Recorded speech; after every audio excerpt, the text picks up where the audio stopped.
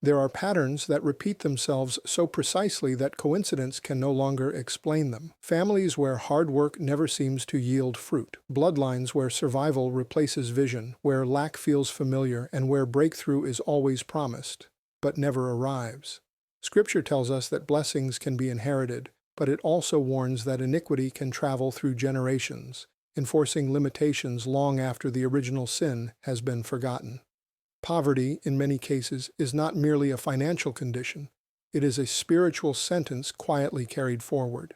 The Psalms are often read devotionally, softly, even sentimentally. Yet beneath their poetry lies something far more dangerous to the kingdom of darkness. Many of these writings were forged in crisis, spoken in warfare, and preserved as eternal records of divine authority. Some psalms do not soothe the soul, they summon judgment. They are rarely preached, seldom memorized, and often avoided because when spoken with understanding, they dismantle long-standing spiritual structures.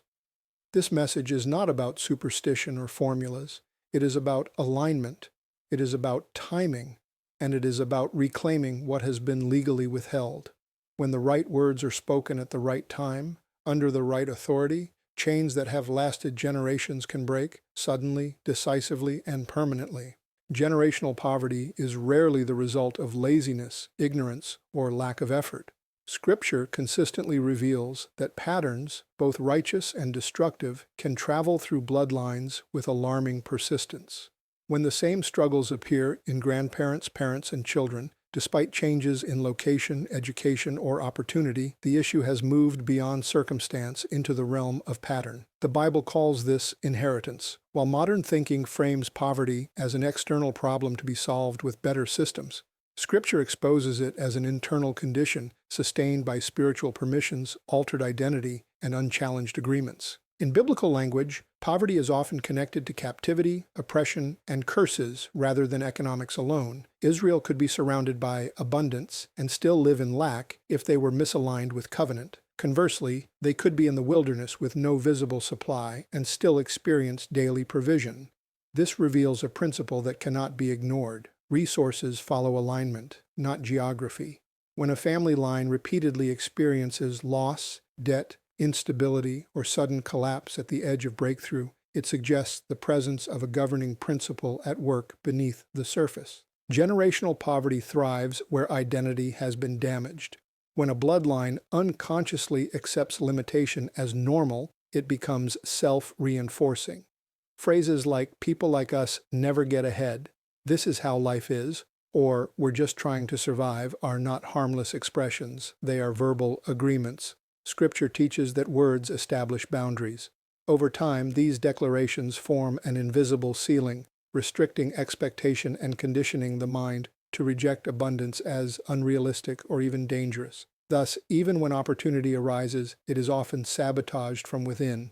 The Bible also introduces the concept of altars, places of repeated interaction between the natural and the spiritual.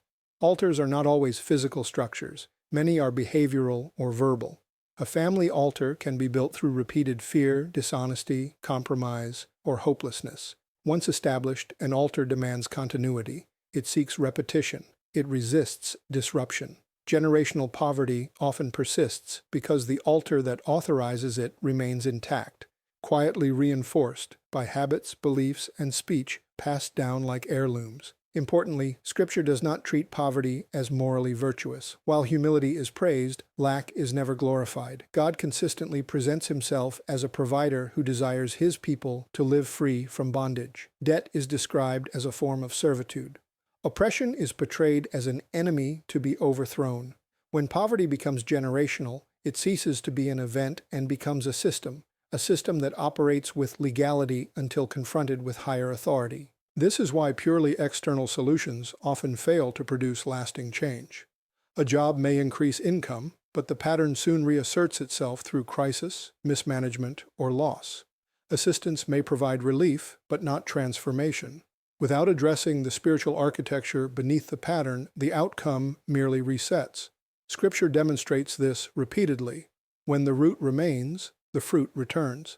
Transformation requires interruption at the level of cause, not symptom. The Bible also introduces a critical truth. What is inherited can be altered. Covenants can be broken and replaced. Bloodlines can be rerouted.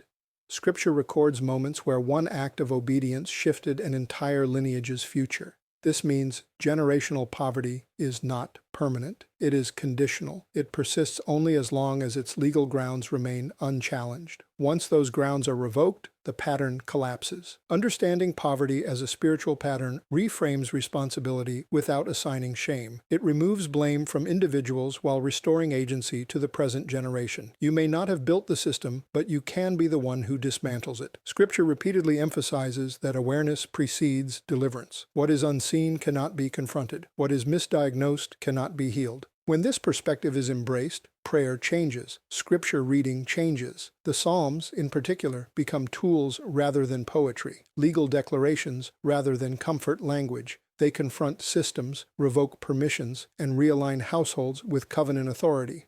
Generational poverty, when exposed as a spiritual pattern, loses its mystique and its power. It is no longer destiny. It becomes a case, one that can be brought before the highest court and permanently closed. The Book of Psalms is often approached as a collection of songs, poems, or emotional expressions meant to comfort the weary soul. While it certainly does that, such a reading barely scratches the surface of what the Psalms actually are. In the biblical worldview, words are not merely expressive, they are performative. They do not only describe reality, they shape it. The Psalms function within this framework as formal instruments of covenantal authority, operating much like legal documents that establish claims, invoke testimony, and call for judgment within the divine order. Throughout Scripture, God reveals himself as a judge who governs according to law. Heaven is repeatedly described in judicial terms: courts, witnesses, records, decrees, and verdicts. Within this context, the Psalms are not casual prayers, but carefully preserved statements entered into the eternal record. Many were written by kings, prophets, and appointed leaders acting within their covenantal jurisdiction. When they speak, they are not simply venting emotion. They are appealing to established law, reminding God, if one can say it that way, of his own promises, statutes, and character. This explains why so many psalms contain bold language that seems almost audacious. The psalmist does not politely request justice, he demands it. He does not timidly hope for intervention, he calls for it. This is courtroom language. The psalmist presents the case, outlines the offense, cites precedent, and calls for a ruling. Statements like, "Judge me, O Lord," "Let my adversaries be put to shame," or "Contend with those who contend with me," are not emotional outbursts. They are legal petitions rooted in covenant rights. The Psalms also function as precedent. Once something is declared under divine inspiration, it establishes a pattern that can be appealed to again. This is why generations later, people can still pray the Psalms with authority. They are not inventing new arguments. They are referencing existing rulings. The Psalms give language to those who may not know how to articulate their case, allowing them to stand on established ground rather than personal eloquence. Another critical element is repetition. In legal systems, repetition reinforces legitimacy. In Scripture, repeated declaration establishes alignment. When a psalm is spoken again and again, it is not vain repetition, it is sustained agreement with what has already been recorded in heaven. This is why Jesus himself quoted the Psalms in moments of confrontation and crisis. He was not improvising, he was invoking documented authority. The Psalms also name enemies, not always human, but often systemic forces, unseen adversaries, and entrenched powers.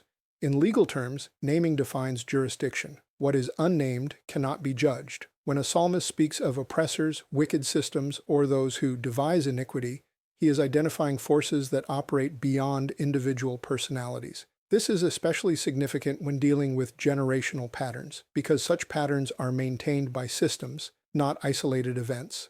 Furthermore, the Psalms are structured to shift verdicts. Many begin with complaint but end with confidence.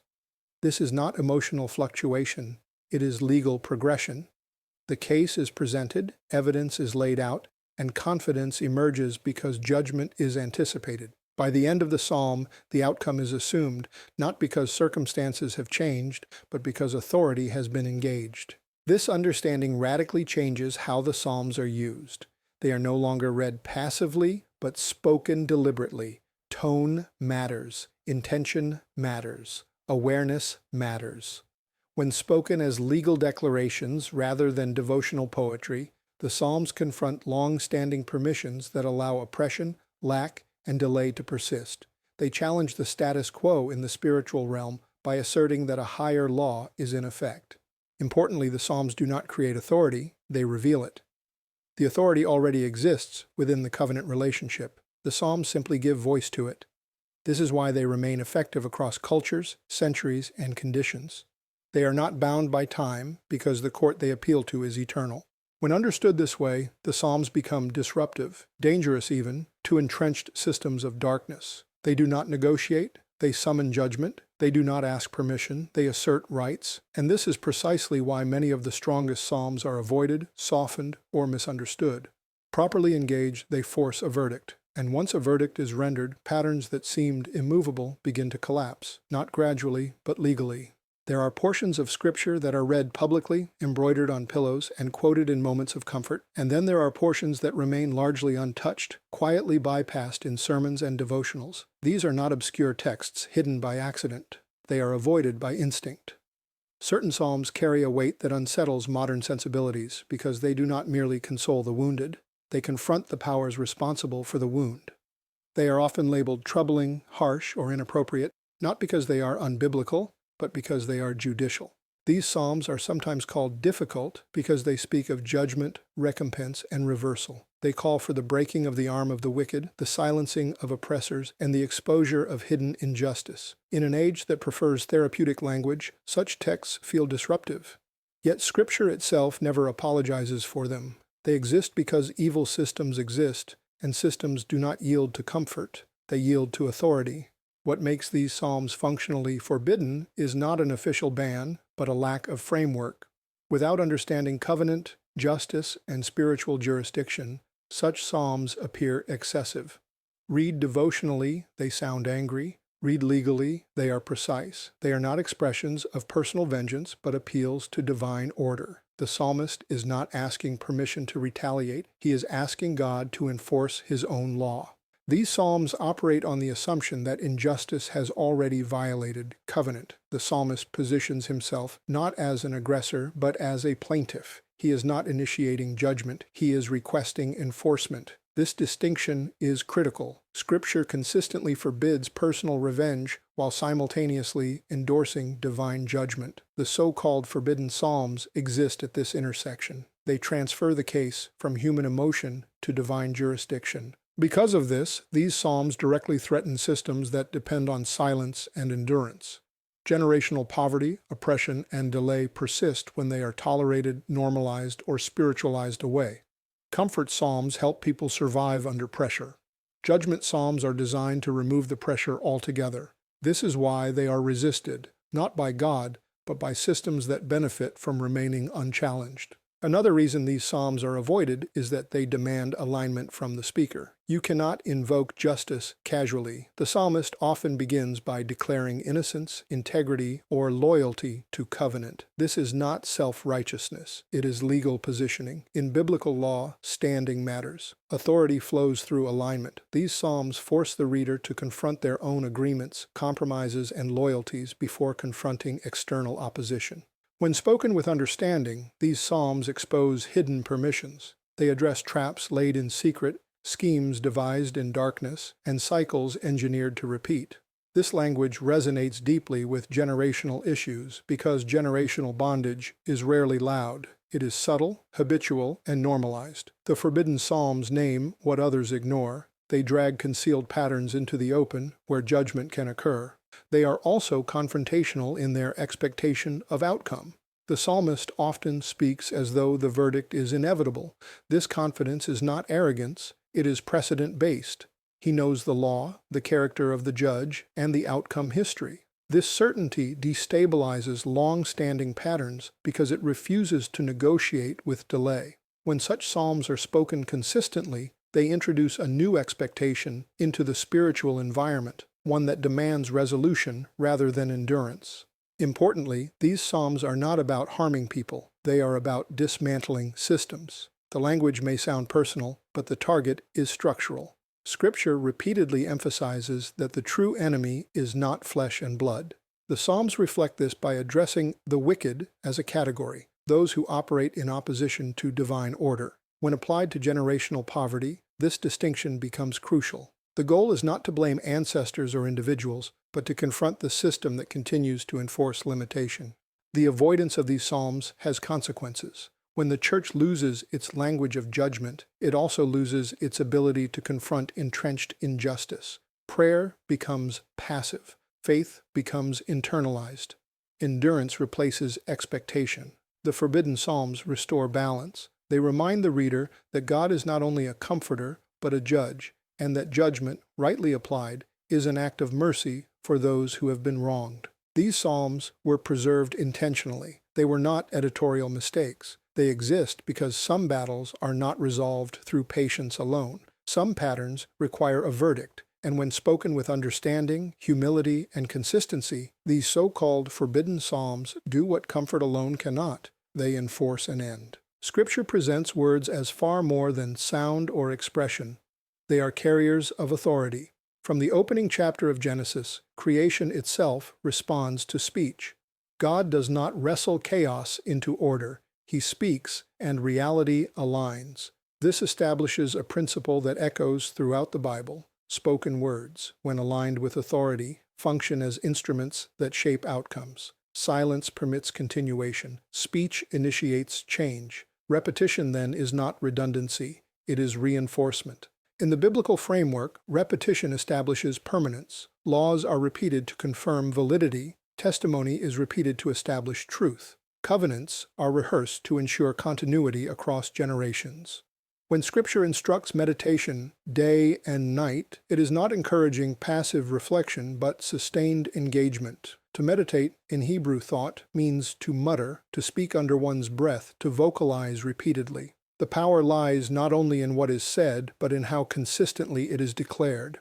This consistency is why timeframes matter. The number 21 is not mystical by accident. It reflects a complete cycle of resistance and realignment. Scripture repeatedly shows delays broken after sustained engagement. Daniel's answer delayed 21 days, Israel's transition periods, purification cycles. What changes in that span is not God's willingness, but alignment. Persistent declaration outlasts opposition. It does not overpower resistance through volume, but through endurance. Repeated words function like legal reminders. In any judicial system, a case that is continuously brought before the court cannot be ignored indefinitely. In spiritual terms, consistent declaration maintains an open case. It signals refusal to accept silence as a verdict. Each repetition reinforces jurisdiction, asserting that the matter remains unresolved and subject to review. Over time, resistance weakens not because it is argued with, but because it is outlasted. There is also a neurological dimension that mirrors the spiritual one. Repeated speech reshapes expectation. What is spoken daily begins to feel normal. What once felt hopeful begins to feel inevitable. This is not positive thinking. It is alignment of belief with declaration. Scripture emphasizes belief not as internal optimism, but as agreement. Faith is not wishful emotion. It is settled expectation formed through sustained exposure to truth. Repetition forges that settlement. Words spoken repeatedly also dismantle opposing narratives. Generational poverty is sustained by stories, spoken and unspoken, that define what is possible. Repetition replaces those stories. When the same declarations are spoken daily, they crowd out inherited language of limitation. Silence allows old scripts to replay unchecked. Declaration interrupts them. Over time, the dominant voice shifts. Importantly, repetition does not amplify power. It maintains it. The authority of Scripture does not increase with volume, but its application does. Repeated declaration keeps authority active. It prevents drift. Just as muscles weaken without use, authority becomes theoretical when unused. Speaking Scripture consistently keeps authority engaged in real time. The 21-day period is not about convincing God, it is about stabilizing alignment. Early resistance is common because existing patterns defend their territory. Repetition refuses retreat. It communicates resolve. In spiritual terms, it demonstrates that the speaker will not abandon the claim due to delay. This persistence often marks the turning point because systems of opposition rely on fatigue. They endure until resistance gives up. Repetition denies them that advantage. There is also accountability in repetition. Speaking the same words daily exposes inconsistency. It forces confrontation with doubt, distraction, and compromise. This is not a flaw, it is a filter. Sustained declaration reveals what must be addressed internally for external change to manifest. In this way, repetition purifies intent. It aligns not only speech but posture. The Psalms are uniquely suited to this process because they were designed to be spoken repeatedly. Many were used in daily worship, communal recitation, and continual remembrance. They are structured for endurance. When spoken consistently, they do not merely request change, they cultivate an environment where change becomes the only logical outcome. By the end of a sustained period of declaration, something shifts. Sometimes circumstances move suddenly, sometimes clarity arrives first, but alignment has occurred, authority has been maintained, resistance has been outlasted. What once felt entrenched begins to feel unstable. This is not coincidence. It is the result of words functioning exactly as Scripture describes them, not as decoration, but as instruments. Throughout Scripture, altars represent points of exchange, places where something is consistently offered and something is consistently received. An altar is not defined by stone or fire alone, it is defined by repetition. Whatever is done repeatedly in honor, fear, trust, or dependence becomes an altar, whether it is acknowledged as such or not. This is why poverty can persist even in prayerful households. The issue is not the absence of faith, but the presence of an unchallenged altar quietly authorizing limitation. Altars function on permission. They do not force outcomes, they legitimize them. Once an altar is established, it creates a legal environment where certain patterns are allowed to operate without resistance. In the case of generational poverty, the altar is often built long before money becomes the visible issue. It may begin with fear of lack, survival-based decisions, chronic compromise, dishonesty born from desperation, or resignation masked as humility. Over time, these behaviors are repeated, normalized, and passed down, reinforcing the altar's authority. Scripture repeatedly shows that God responds to altars, not intentions. Good intentions do not dismantle bad altars. Silence does not weaken them. An altar remains functional until it is confronted by a higher altar. This is why moments of dramatic change in Scripture are often marked by altar activity, either the destruction of an old one or the construction of a new one. Elijah did not debate the prophets of Baal, he repaired the altar of the Lord. Gideon did not negotiate with his family's history, he tore down the altar that sustained it. Generational poverty is often protected by altars of familiarity. When lack becomes normal, it becomes defended. Any threat to that normalcy feels dangerous, even when it promises improvement. This is why breakthrough can feel uncomfortable or even frightening. The altar resists disruption because disruption threatens its continuity. Many people unknowingly protect the very system that limits them simply because it is familiar. Scripture exposes this dynamic repeatedly. Captivity becomes safer than freedom when identity has adapted to chains. Altars are also reinforced through speech. Repeated declarations of defeat, scarcity, and inevitability are offerings. They may not feel religious, but they are spiritual transactions nonetheless. Words spoken in agreement with limitation feed the altar that enforces it. Over time, this altar develops expectation. It anticipates repetition. When that repetition is interrupted, resistance emerges, not always externally, but internally through doubt, distraction, or discouragement. This is why confronting altars is rarely dramatic at first. It often begins quietly, with deliberate refusal to repeat old agreements. New language feels awkward, new expectations feel risky, but this discomfort is evidence of disruption. An altar being challenged always reacts. Scripture never portrays altar confrontation as neutral. It is always contested. The Psalms play a critical role here because they are altar language. They are not casual words, they are offerings of alignment. When spoken consistently, they establish a competing altar, one rooted in covenant rather than compromise. This is not symbolic, it is functional. A new altar introduces new permissions. It authorizes provision where lack once ruled. It invites order where chaos was tolerated. Importantly, tearing down an altar does not require understanding every detail of how it was built. Scripture never demands full historical knowledge before action. Obedience precedes clarity. Gideon did not receive a family genealogy lesson before being told to act. Awareness helps, but authority does not depend on perfect insight. it depends on alignment. Altars also explain why some prayers seem unanswered. Prayer that does not address the governing altar often negotiates with the wrong authority. It asks for relief while leaving the system intact. Scripture consistently shows that God responds decisively when altars are addressed because altars define jurisdiction. Once jurisdiction changes, outcomes follow naturally. When an altar of poverty is dismantled, the change is not always immediately financial. Often, the first shift is mental clarity, peace, or courage. This is not secondary, it is foundational. The altar enforced confusion and fear. Its removal restores order. From that order, wise decisions become possible. Opportunities are recognized instead of feared. Discipline replaces desperation. These are not psychological tricks, they are symptoms of spiritual realignment. Poverty persists where altars remain unchallenged, not because God withholds, but because permission has not been revoked. Once revoked, the system loses legitimacy. It may resist briefly, but it cannot endure without authorization. Scripture is unambiguous on this point. When the altar falls, the pattern collapses. Not eventually, not symbolically, but decisively.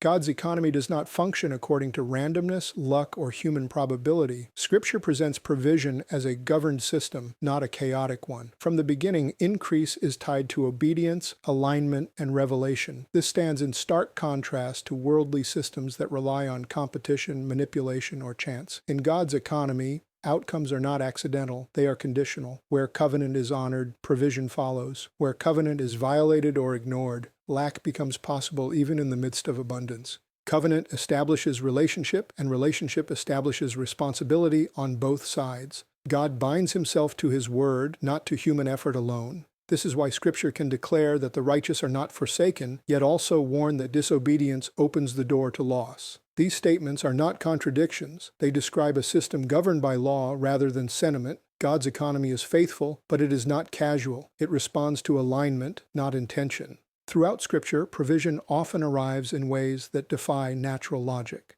Elijah is fed during famine. Israel gathers manna without planting. A widow's oil multiplies without supply chains. These events are not miracles of chance. They are demonstrations of jurisdiction. The environment does not determine provision, authority does. When someone is positioned correctly within covenant, resources respond regardless of external conditions. This also explains why hustle alone cannot override spiritual misalignment. Hard work is honored in Scripture, but it is never portrayed as a substitute for obedience. Many labor endlessly and still experience lack because effort without alignment produces exhaustion, not increase. God's economy is not anti-work, it is anti-self-sufficiency. It does not reward striving, disconnected from trust and order. Chance implies uncertainty. Covenant removes it. In covenant, provision is expected because it is promised. This expectation is not entitlement, it is confidence rooted in agreement.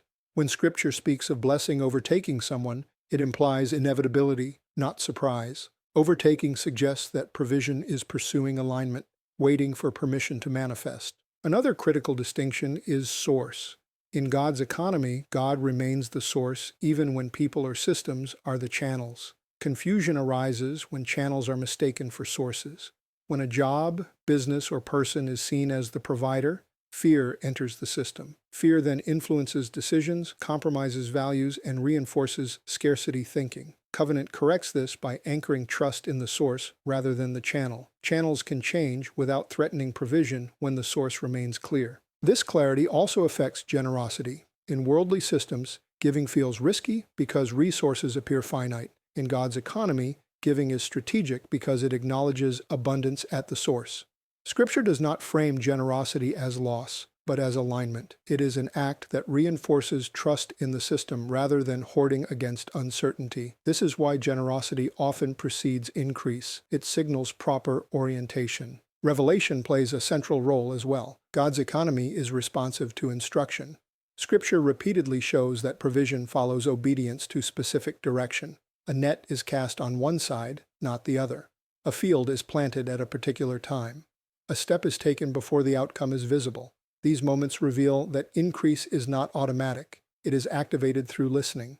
Revelation fine-tunes alignment, ensuring that effort is not wasted. Generational poverty often persists because families operate on inherited assumptions rather than covenant understanding. They may believe in God, yet function as though chance governs outcomes. This creates anxiety, competition, and comparison. Covenant replaces these with stability, patience, and confidence. It shifts the question from, "Will this work?" to, "Am I aligned?" This is a fundamental change in posture. God's economy also includes timing. Delay is not denial, but neither is it meaningless. Timing protects alignment. Premature provision can reinforce misalignment just as easily as lack can. Scripture shows that God often withholds until character, understanding, or obedience is established. This is not punishment, it is precision. Covenant ensures that when provision arrives, it strengthens rather than destabilizes. Ultimately, God's economy restores dignity. It removes shame from lack without excusing it as permanent. It honors effort without idolizing it. It replaces fear with trust and randomness with order. When people realign with covenant principles, provision often follows with surprising speed, not because God has changed his mind, but because permission has been restored. In this system, poverty is not a mystery and prosperity is not a gamble. Outcomes are governed. Once this is understood, faith matures. Prayer becomes confident rather than desperate. Work becomes purposeful rather than frantic. And provision becomes expected, not as a reward for perfection, but as a response to alignment within an economy that has never operated by chance. When a bloodline is realigned, the effects are rarely subtle. Scripture consistently shows that once a governing pattern is broken, what follows is not gradual improvement, but accelerated change. This acceleration is not favoritism, it is restoration. What was restrained by misalignment is suddenly released. What was delayed by resistance is no longer held back. Increase feels sudden only because the obstruction was long-standing. Realignment begins when authority is restored to its proper place. For generations, decisions may have been driven by fear, survival, or compromise. These choices form a trajectory that shapes identity and expectation. When that trajectory shifts, the entire future recalibrates. Scripture uses language like turning, returning, and restoration to describe this moment. It is not cosmetic change, it is directional. Once direction changes, speed follows naturally. Acceleration often appears first as clarity. Confusion lifts. Decisions that once felt overwhelming become obvious. This is not coincidence. Confusion is a common symptom of misalignment. When authority is restored, order returns. From that order, momentum builds. People begin to recognize opportunities they previously ignored or feared. Courage replaces hesitation. Discipline replaces desperation. These internal shifts are the early signs of external acceleration. Scripture repeatedly illustrates this pattern. A single act of obedience alters an entire lineage's future. A covenant renewed produces generational blessing. When alignment is restored, the system responds immediately because it was designed to. The delay was never about willingness, it was about order. Once order is restored, provision, favor, and opportunity no longer encounter resistance. Acceleration also manifests as convergence. Resources, relationships, and timing begin to align in ways that feel improbable. This is not luck, it is synchronization. When misalignment is present, effort scatters. When alignment returns, effort consolidates. Energy that was once wasted in conflict, fear, or indecision becomes available for progress. The same effort yields greater results because it is no longer divided. Importantly, acceleration does not mean absence of responsibility. Realignment removes resistance, not discipline. Scripture does not promise effortless increase, it promises effective effort. When resistance is gone, work produces fruit instead of frustration. This is why many experience sudden progress after long seasons of stagnation. Not because they suddenly learned how to work, but because their work is no longer opposed by unseen barriers. Generational realignment also affects future decisions. Children raised in an environment of order, provision, and expectation internalize possibility rather than limitation. This compounds acceleration. What took one generation to correct does not need to be relearned by the next. Blessing, like poverty, multiplies through repetition. Once the system shifts, the new pattern reinforces itself. There is also a protective dimension to acceleration. Scripture shows that restored alignment often brings stability alongside increase. Sudden provision without alignment can be destabilizing. With alignment, it becomes sustainable. Wisdom accompanies opportunity. Discernment guards expansion. This ensures that acceleration strengthens rather than undermines the bloodline. Acceleration often feels emotional because it confronts grief for lost time. When progress suddenly appears, it highlights years of delay. Scripture acknowledges this tension through language of restoration. Years returned, losses redeemed. This does not erase the past, but it reframes it. What was endured is not wasted, it becomes context for gratitude and stewardship. Realignment also alters prayer. Requests become declarations. Hope becomes confidence. The tone shifts from asking if something is possible to thanking God for what is unfolding. This change in language reflects internal alignment. Faith matures from survival to expectation. The spiritual atmosphere of the household changes, reinforcing the new pattern. Finally, acceleration serves as testimony, not of human achievement, but of divine order restored. It demonstrates that patterns can be broken, systems can be dismantled, and bloodlines can be rerouted. This testimony carries authority because it is lived, not theorized. It becomes a reference point for others still trapped in delay. When a bloodline is realigned, blessing accelerates not because God suddenly decides to act, but because nothing is left opposing his action. The system is now in agreement. What once required resistance breaking now requires only maintenance. Increase flows not as a miracle to be chased, but as a consequence of order restored.